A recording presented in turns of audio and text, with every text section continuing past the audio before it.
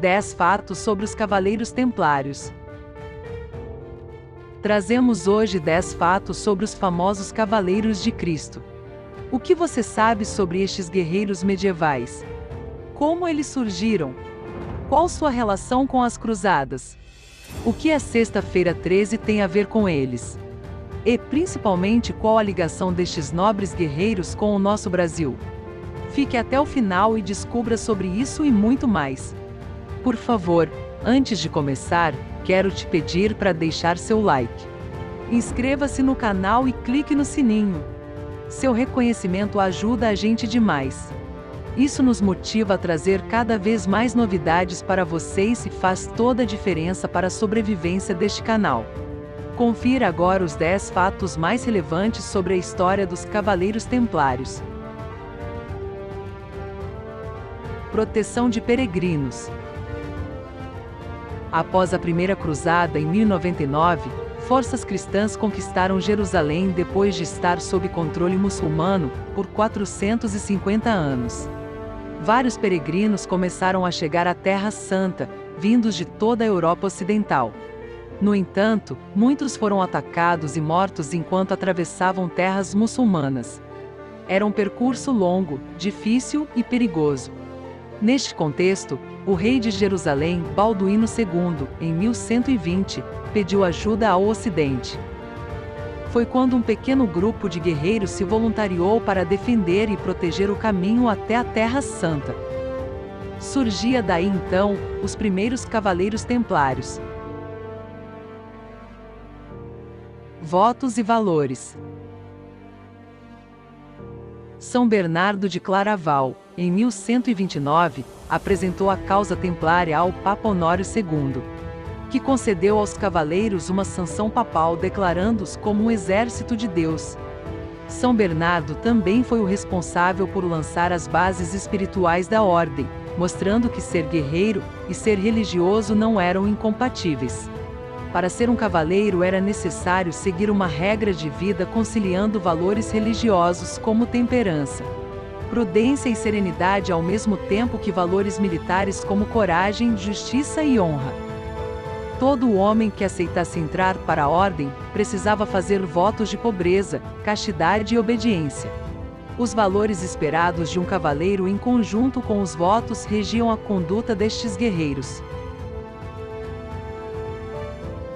Símbolos templários.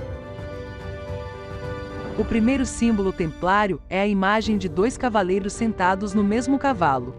Alguns dizem que isto faz referência à pobreza, por não haver cavalos para todos.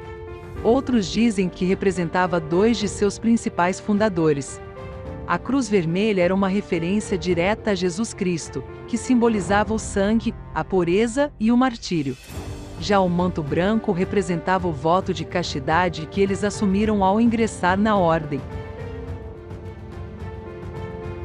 Disciplina. Os cavaleiros eram obrigados a viver vidas austeras. Seguiam uma dieta rígida, só podiam comer carne algumas vezes por semana, exceto em feriados especiais, pois entendia-se que comer carne corrompia o corpo. Roupas extravagantes eram proibidas, assim como os sapatos pontiagudos e os cadarços, visto que essas vestimentas eram vistas como pagãs.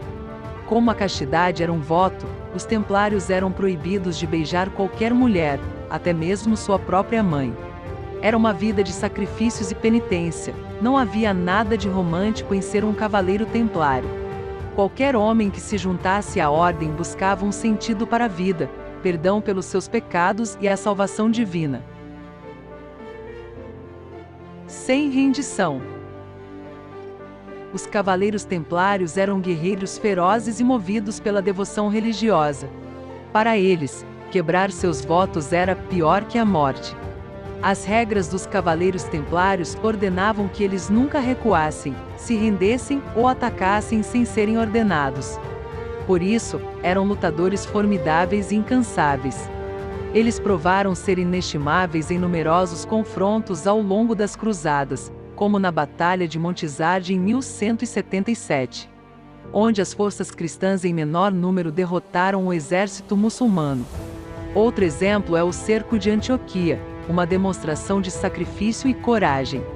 Nesta batalha, os muçulmanos estavam prestes a tomar a cidade, mas os templários bloquearam o caminho com o próprio corpo, a fim de cumprir a missão de defender os cristãos. Riqueza da ordem. A sociedade medieval, entendendo a importância de defender os locais sagrados e comovida pelo sacrifício destes guerreiros, começou a contribuir com doações diversas para a ordem templária. Com o tempo, a ordem cresceu muito com as riquezas acumuladas, superando até mesmo a riqueza de reinos da época, o que causou muitos problemas e conflitos de interesses. Neste contexto, alguns templários passaram a se dedicar a atividades mercantis e financeiras. Eles criaram uma espécie de banco medieval. Os peregrinos depositavam o dinheiro no início de sua jornada e o retiravam assim que chegassem a Jerusalém usando uma carta de crédito templária, chamada de depósito e saque por letra de câmbio. Assim, os peregrinos poderiam evitar o risco de transportar grandes quantidades de valores na viagem.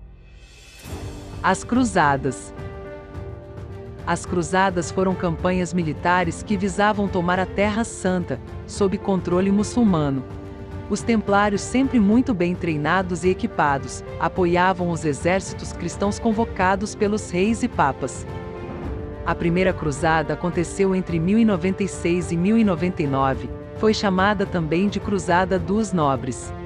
Pregava e prometia a salvação a todos os que morressem em combate contra os muçulmanos. Esta ação militar marcou o início da conquista de Jerusalém pelo Ocidente e governos cristãos em cidades próximas. A Segunda Cruzada teve início em 1147 e terminou em 1149. 48 anos depois, São Bernardo de Claraval e o Papa Eugênio II convocaram nova incursão militar para proteger Jerusalém de tentativas de invasão muçulmana. A operação não foi bem sucedida, os cristãos perderam para os muçulmanos. Muitos cristãos deixaram a região e a instabilidade política era evidente.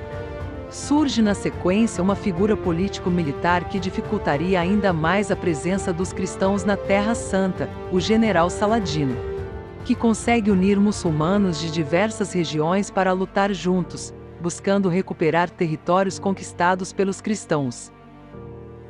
Nos anos 1180, a instabilidade política e expansão muçulmana ao redor de Jerusalém era evidente. A região era um barril de pólvora. Foi quando Reinaldo de Châtillon atacou uma caravana na qual viajava a irmã de Saladino. Na sequência, Saladino decretou guerra contra os cristãos. Em 1187, Saladino avançou pela Galiléia posicionando suas tropas. O então rei de Jerusalém, Guido de Lusignan, apostou em uma investida militar frustrada contra Saladino, o que custou Jerusalém. Saladino derrotou os cristãos na Batalha de Hattin. Como consequência, eles prenderam o rei e 230 templários. O rei Guido foi poupado, mas com os templários o destino foi diferente. Eles haviam escolhido doar suas vidas pela igreja, por causa da fé em Jesus. Foi-lhes dada uma escolha entre duas opções: converter-se ao Islã ou morrer. Todos os 230 cavaleiros templários escolheram a morte e foram decapitados. A notícia comoveu a Europa, que organizou a Terceira Cruzada, entre 1189 e 1192. Contou com a participação de importantes monarcas da época: Filipe Augusto da França, Frederico Barba Ruiva do Sacro Império Romano Germânico e Ricardo Coração de Leão da Inglaterra. A incursão militar também fracassou, com Jerusalém permanecendo sob poder muçulmano. Em 1291, o último reino cristão, na região de Jerusalém, Acre, ruiu sob ataque muçulmano, destruindo a última fortaleza templária. Alguns cristãos conseguiram fugir, o restante ou foram mortos ou escravizados pelos muçulmanos. Perseguição aos templários. Naquele mesmo período na França, o rei Filipe IV, o Belo, buscando conseguir maiores recursos financeiros, decidiu cobrar impostos da igreja, o que causou uma série de conflitos entre ambos. Filipe IV iniciou uma série de difamações a respeito do Papa, que excomungou o rei francês. Os conflitos e ameaças do rei Filipe IV fizeram a Igreja ceder, enfraquecendo a Ordem dos Cavaleiros Templários. Sob a influência do rei francês, foi tomada uma grande quantia em dinheiro da Ordem Templária, que estava sendo guardada para uma nova cruzada. O empréstimo gerou maior crise entre as partes. Filipe IV então iniciou mais uma onda de mentiras e difamações sobre a Ordem Templária, o que culminou em uma investigação e condenação dos cavaleiros devido a alguns desvios de conduta não previstos nos votos e valores da Ordem. Sexta-feira 13. A influência e articulações do rei Filipe IV terminou por confiscar todos os bens da Ordem Templária na França. Mesmo inocentados pela Igreja, na sexta-feira 13 de outubro de 1307 centenas de cavaleiros templários passaram a ser caçados, torturados em toda a França.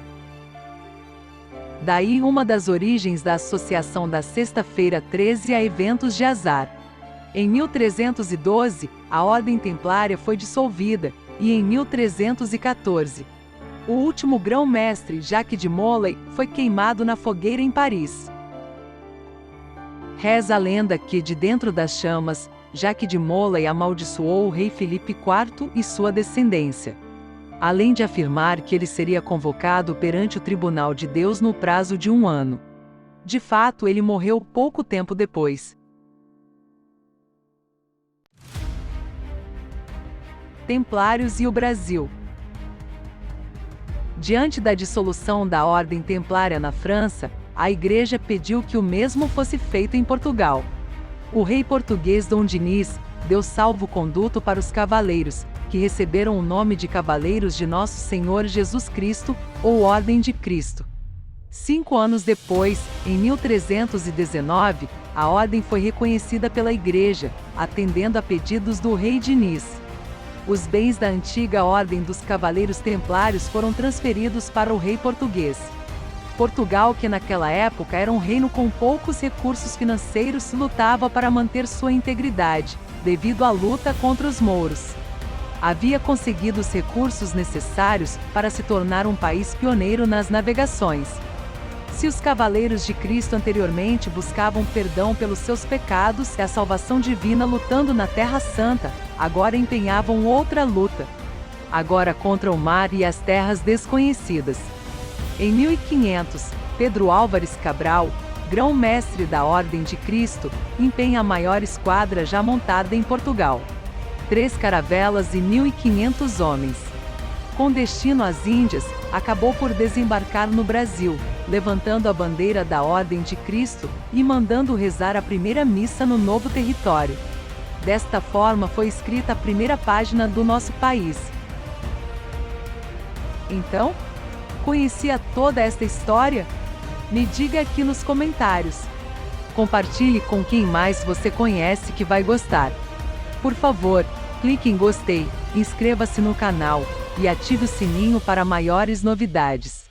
Ajude-nos a criar mais conteúdos como este.